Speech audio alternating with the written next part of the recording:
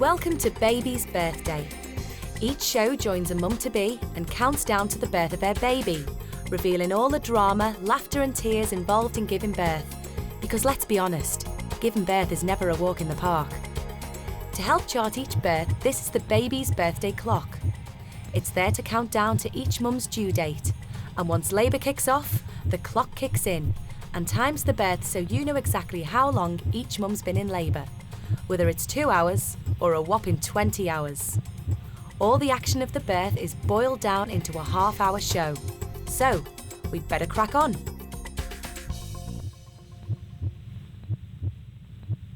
Coming up, teenager Kirsty goes into labour and can't cope. Oh no, it's so, because they hurt you today, I know they did. Shh.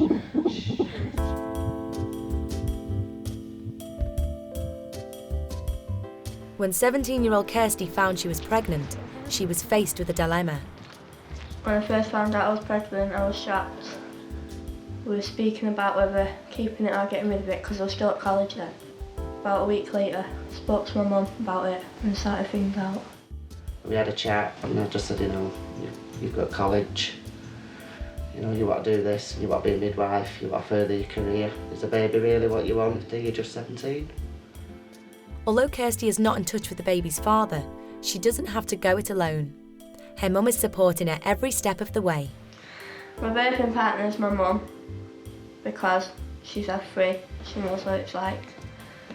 Being Kirsty's birthing partner, I think it's going to really upset me at the time when it does happen because I know what she's going to be going through. But at the end of it, you get a baby and it's nice results. I know I'll be there all the way with her, but it will be horrifying for me to see her in that much pain. Kirsty is not too keen on the idea of having any pain relief. She hates needles, but she may well change her mind when labour sets in. I don't like needles because it's just part of them going in and then they hurt, so I'm not having an epidural or pethidine. I'm going to start off with gas and air, and then if it's really bad then I'll have to have a needle. I don't think she'll care whether she's going to have a needle or not. That's the crucial point. When she's in absolute agony, she will take the needle. She will have the pethidine. As Kirsty is only 17, it means her mum has to face the daunting prospect of being a grandma. Yes, I'd say I'm looking forward to being a grandma. I don't like the idea of being called a grandma, but I'm sure I'll adjust to that. Kirsty is packed and ready for when the baby comes. Despite her young age, she's under no illusions about giving birth. I expect my childbirth to be painful and scary. I'm excited as well as scared. But if other people can manage it, so can I. 12 days later and there's still no sign of Kirsty's baby. So she heads off for a checkup and to find out her induction date. We've got up this morning and the belly's really, really dropped. So the bottom's proper down now. So hopefully things will progress today with a bit of luck. Won't it? The midwife has to do a sweep, which is an internal check to see if there is any sign of labour. And Kirsty finds it pretty painful to say the least. I've just had an internal. They said my cervix is still hard, and now they brought me up to labour ward to monitor me, see how things are going, and I've booked in to be induced on Monday, 3 o'clock. Knowing the way things have gone, I think she'll hang on till Monday now. Really? I really do. But Kirsty didn't hang on. Later that same day, she, her mum and Auntie Diane are back, but it could be a false alarm. I'm Deborah Kirsty and I'm going to examine you to see whether you're actually in labour. Relax your knees now, let your legs go. She'd had an internal earlier on in the day at the antenatal clinic, and because they wanted to try and get right into the neck of the womb for the membrane sweeping. I know it can be very painful, and that's what put her off, and she didn't want to have another one. And she was just fighting it, and as she's my daughter, I don't want to see her in any pain. She's not doing anything, is she? She's doing nothing. Blow it away. Blow. Shh, blow. Shh, Kirsty. She's doing her job. Listen, it can't be as bad as it was today. Shh. Oh no, it's so, because they hurt you today, I know they did. Shh. Shh. Bend this knee up. Come on, you've got to relax so she can see. Come on. I was scared from when she had done it the first time in the morning, and it was still sore, and I thought they was going to go right to the back again. I tried my best, but I was scared. The more you relax, the more she can get in and see what's happening, yeah? You've got to relax. The more you tense up, the more it hurts.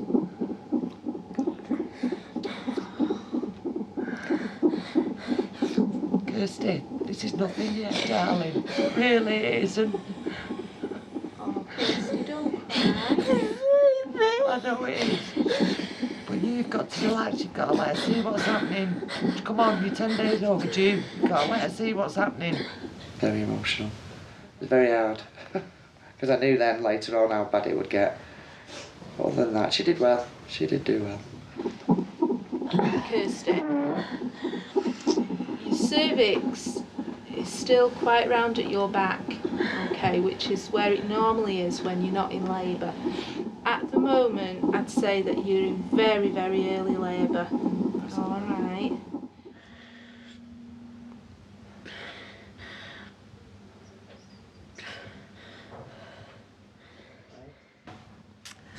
Kirsty's in slow labour at the minute. They've given her some painkillers to see if it takes the edge off it. She's had an internal. They said the cervix is very soft. It's only a finger wide. So they're going to give her another internal in an hour's time and see how far she's progressed from there. And as you can see, Kirsty's not very happy.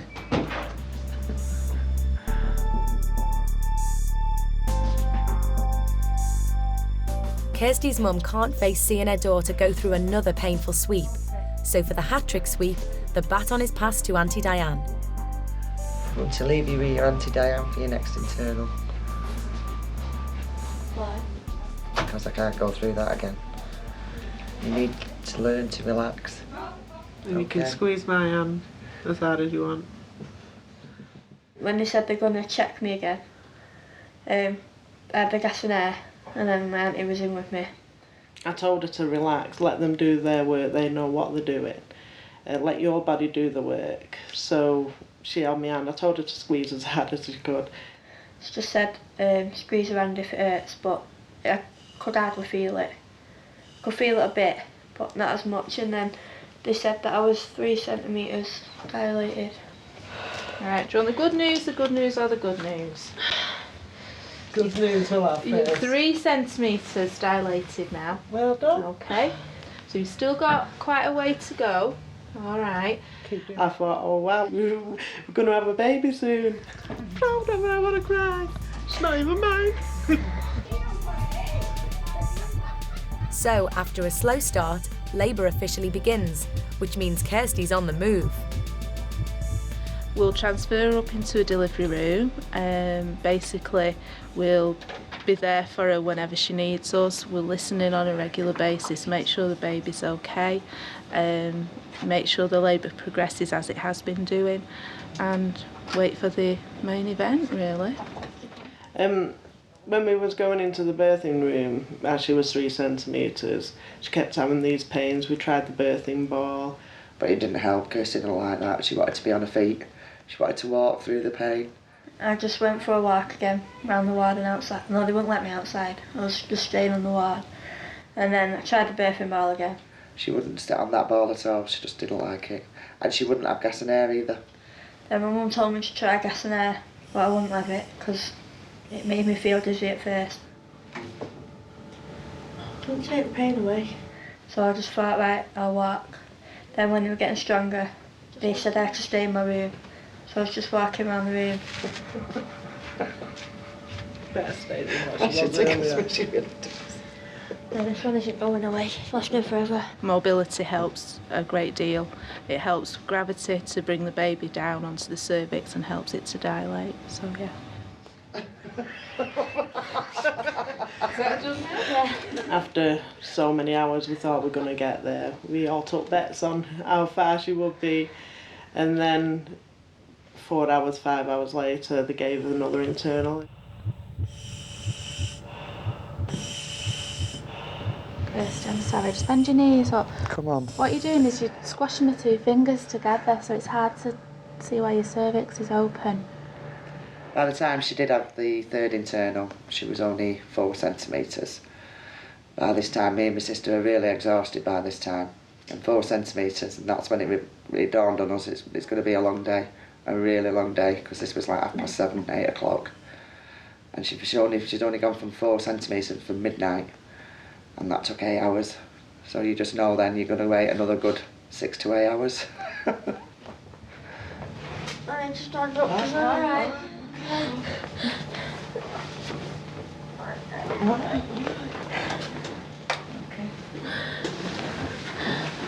We'll have a listening after this one. What's the matter? Gel. Oh no, it hurts. Oh no. You're coping so well with those contractions, you're doing such a good job. Oh, all right. Come on. Turn yourself around back on the bed. That's it. Just take some deep breaths of fresh air and the dizziness will go. Nice, slow breaths. Take your time. That's it. How far is she?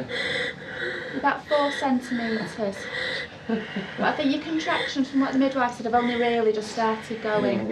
Hours, so I thought, right, by dinner time she'll have had the baby. 4 centimetres, the pains were getting stronger and the contractions were lasting longer. And she'd still, again, she wanted to be on her feet all the time, she didn't want to lie down. I thought, I need to go home, it's going to be a long night, this. I'm gonna go to sleep. You're not going to go to sleep, love. I did on that chair. It's not happening.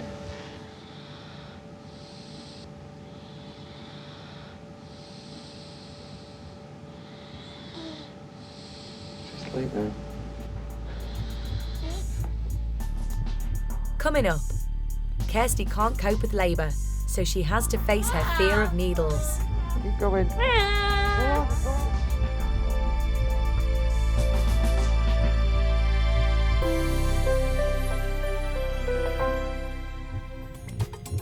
We're back with teenager Kirsty, whose labour has just kicked up a gear. When my contractions got stronger, they were like they were at the beginning, but they was lasting longer and they were more painful. So that's when I decided to have gas Your milk. gas then, use it as soon as you feel the pain. That's what it's there for. Kirsty's in a lot of pain, but doesn't like the dizzy feeling she gets when she takes gas and air. You've done it. Alright, we'll get on this. More. Might be nearly there now. The baby's heart had to be monitored like every so often because it was low. One of the midwives got quite concerned that they couldn't get a trace of the baby's heartbeat. They couldn't find the heartbeat because I was moving. They said that I had to stay on the bed. I'll lie down and I'll sit up. I'm getting an all On that, straight away. Get in it. Heartbeat just kept fading. Kirsty did not like this at all. She wanted to be on her feet. I need to sit up. Alright, sit up then. I can't get you. It's a lot more relaxing. Yeah, it was frustrating because I knew that I had to get up and walk and they were saying, oh, breathe through it, just have gas in there, but it wasn't working because they were too strong. But it weren't until later on that we realised, there's something wrong, the baby's getting in distress. To relieve the pain, Kirsty has decided to bite the bullet and have an injection of pethidine, a strong form of pain relief.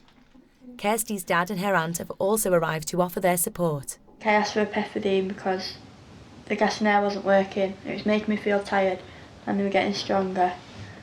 And no, I don't like needles, I wanted it anyway.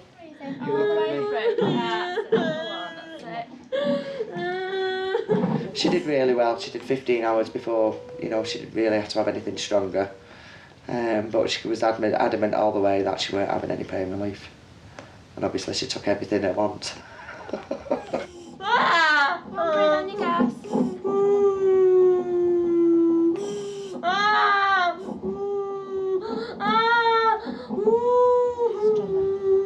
So then they gave it me and then nothing was happening. My contractions stopped. After taking the pain relief, Kirsty's a bit more relaxed. What day is it? 22nd.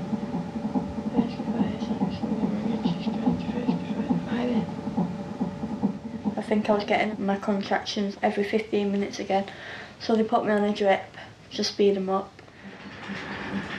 Can I squeeze in there, please?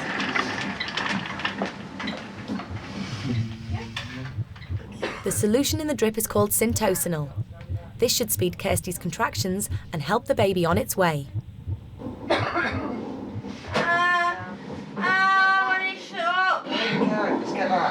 get that. Come lunchtime, Kirsty was really, really bad. The pains were getting bigger and stronger.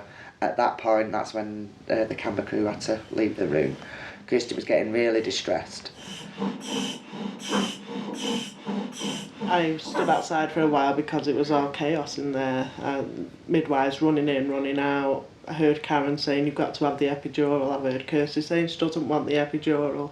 And then the midwife, I got a senior midwife and she'd come in and they just said, I think it's about time Kirsty had an epidural. It's getting really, really bad. And, she has done well up to now, but she's going to need this epidural. She did at one time tell me she was scared. She was really nervous, she doesn't really want it, but she had it and she did well. Proud of her. Well, Yes. Then when the calming time came, the epidural had kicked in and it was all nice, peaceful. I thought, this is really tranquil. It was how calm it should be for the baby to come into this world. epidural's not working. Of course it is. Nothing's not. It's not working. And Kirsty thought it was rather hilarious because the epidural wasn't working, and obviously it was. She's just lay there with the gas and air, happy as Larry. It's great, this, I can do this and again and again. It's fine, this. I don't know what. I don't sleep on Christmas. Go home. You want to nurse your baby, don't you? I'll let you go home. Finally, after 13 hours, Kirsty is ready to push. Go on, love. What's your bum? They said when you get a contraction, just push. But I could still feel my contractions, but not as bad as before I had the epidural. But I couldn't sit still because I kept saying I need to go to the toilet. Right, come on, don't waste this one's a good one now. Go on, go on. But then my contractions came dead quick. So then I was pushing. Go on, that's it. Ow, go on. Good girl. Keep going, keep going. Oh, you're working so hard. Right, have a breath, Kirsty. That's it, and try again now. Have another one. Right down to here, that's it, that's brilliant. It's coming. Got loads of black hair. Go on, don't I held her hand, she squeezed as hard as she could. I was holding her legs, I was pushing with her. I was trying to have a baby as well as her. Stretching everything down below. Doing it. But it did take a good half an hour to do all the pushing because the contractions wasn't lasting long enough to push the baby out. That's it. That's your baby's head now. Okay. Oh, look!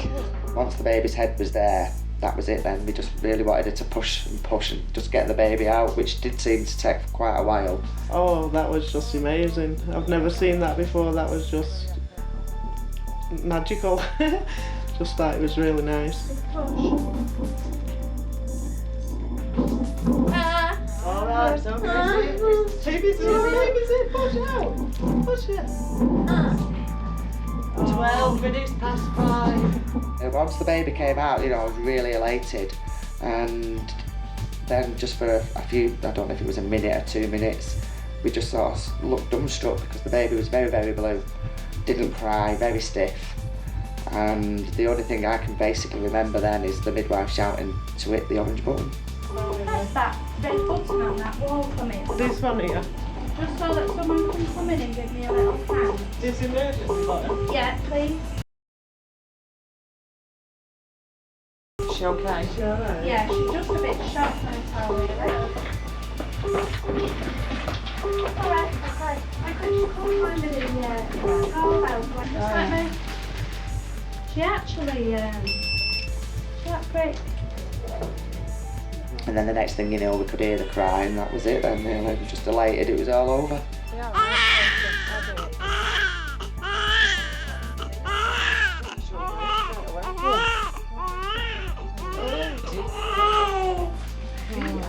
So when I first held the baby, I felt elated, I felt really special. I was there and I was a great aunt, and now I've proved I am a great aunt.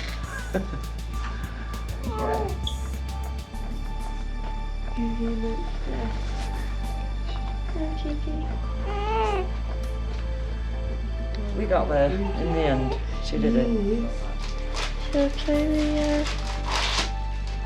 After 15 hours of labour, baby Katie Louise is finally here.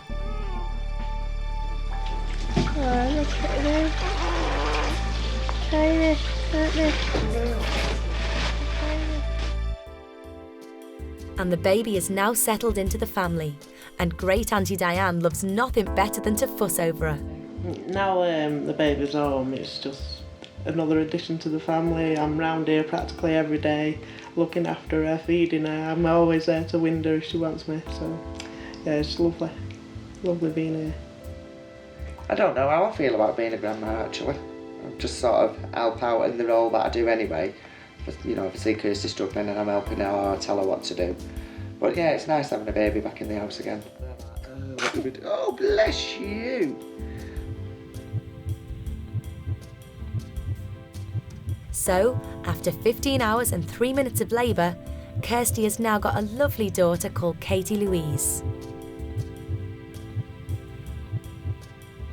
In hospital, I didn't feel like she was mine because all the midwives were like doing everything for me, like changing the bum and feeding her. But now, when I got home, it just felt different because I was with her all the time. And I don't know. Are you happy? Yeah, very happy.